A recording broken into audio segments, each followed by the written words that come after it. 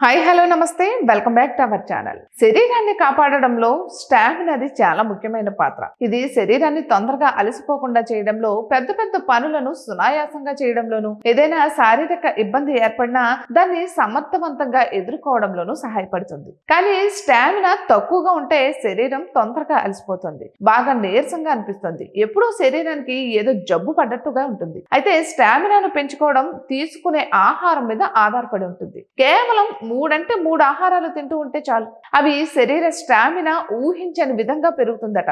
ఒకటి బాదం పప్పు స్టామినా పెరగడానికి బాగా సహాయపడుతుందట. బాదం పప్పులో ప్రోటీన్, విటమిన్ ఇ, ఐరన్ వంటివి పుష్కలంగా ఉంటాయి. ఇది శరీరానికి అమితమైన బలాన్ని ఇవ్వడమే కాకుండా శరీరం బరువు పెరగకుండా చేస్తుంది. ఇక మెదడుకు పదును కూడా పెడుతుంది, ఎముకలను బలోపేతం చేస్తుంది. అలానే అరటిపండులో విటమిన్స్ సమృద్ధిగా ఉంటాయి. ఇందులో ఫైబర్, పొటాషియం ఇవి శరీరానికి శక్తినిస్తాయి. రోజు ఒక అరటిపండు అయినా తింటే ఉంటే బాడీ స్టామినా అనూహ్యంగా పెరుగుతుంది అంటున్నారు.